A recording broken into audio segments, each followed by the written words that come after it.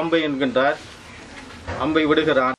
நான் இன்று மட்டக்களப்பிலே சில பாடசாலைகளுக்கு திடீரென்று நான் விஜயம் செய்வதுண்டு. போய் இந்த பாடசாலை வகுப்புகளிலே வணக்கம் என்று சொன்னால் பிள்ளைகள் குட் மார்னிங் சொல்லுது. ஆகவே அதை நாங்கள் சொல்லி பழகிவிட்டோம். அன்னை மொழி காப்போம், அனைத்து மொழி பேணுவோம். எங்களுடைய தாய்மொழியை நாங்கள் பேணுவதோடு அதற்காக நாங்கள் மற்ற மொழிகளை கற்காமல்லை. அன்னை மொழி காப்போம், அனைத்து மொழி பேணுவோம். இந்த வயசிலே நீங்கள் கல்வியோடு இணைத்து நல்ல ஒழுக்க விழுமியங்களையும் நீங்கள் கற்றுக்கொள்ள வேண்டும். அதுதான் மிக முக்கியமானது. அது ஏன் என்று நான் சொல்லுகிறேன் என்று சொன்னால், கல்வியோடு இணைந்து நல்ல ஒழுக்க விழுமியங்களை கற்றுக்கொள்பவர்கள் தான் சமூகத்திலே, குடும்பத்திலே, சமூகத்திலே, நாட்டிலே ஒரு சிறந்த தலைவர்களாக நல்ல பிரஜைகளாக இருக்க முடியும். ஒரு நாடு ஒரு வளர்முக நாடாக, அபிவிருத்தி அடைந்த நாடாக வருகின்றது. அபிவிருத்தி என்பது அனைத்து துறைகளிலும் ஏற்பட. நான் சிங்கப்பூர் ஒரு சிறந்த உதாரணமாக சொன்னேன். சிங்கப்பூர் மாத்திரமல்ல, இன்று வளர்ச்சியடைந்த ஐரோப்பிய நாடுகளாக இருக்கலாம், வட அமெரிக்க நாடுகளாக இருக்கலாம்.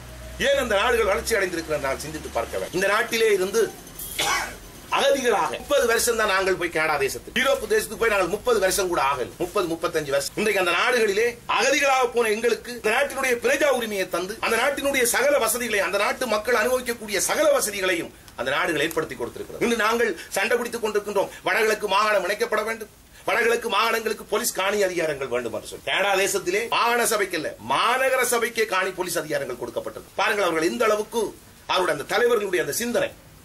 இந்த நாட்டை மாறி மாறி ஆண்டதான அரசியல் தலைவர்கள் உண்மையிலே அவர்கள் சிறந்த கல்விமான்களாக இருக்கலாம். ஆனால் மற்றவர்களை நேசிக்க வேண்டும், மற்றவர்களுக்கு உரியதை விட்டுக் கொடுக்க வேண்டும். ஒரு பரஸ்பரம் புரிந்துணர்வு, விட்டுக் கொடு, தாராள மனப்பாங்கு, இவ்வாறான நல்ல ஒழுக்க விழுமியங்களை, நல்ல பண்புகளை அவர்கள் வளர்த்துக் கொள்ளவில்லை. அதனால இந்த நாட்டிலே தமிழர்களுடைய நிலைமை ஆரம்பத்தில் உங்களுக்கு தெரியும். அதை அகிம்சை ரீதியாக நாங்கள் போராட, பின்பு ஆயுத ரீதியாக அந்த போராட்டம் மாற்றம் பெற்று கிட்டத்தட்ட 3 தசாப்த காலம் இந்த நாட்டிலே ஆயுத ரீதியான போராட்டம் முன்னெடுக்கப்பட்டு, இன்று 2009ஆம் ஆண்டு எங்களுடைய போராட்டம் முள்ளிவாய்க்காலில் மௌனிக்கப்பட்ட பின்பு இப்பொழுது 7 வருஷம் கடந்து செல்கின்ற நிலையிலே நாங்கள் எங்களுடைய மக்களுக்கு தேவையான நீதியான நியாயமான உரிமைகளை அரசியல் ரீதியாக போராடி பெற வேண்டிய நிலைக்கு தள்ளப்பட்டிருக்கின்றோம்.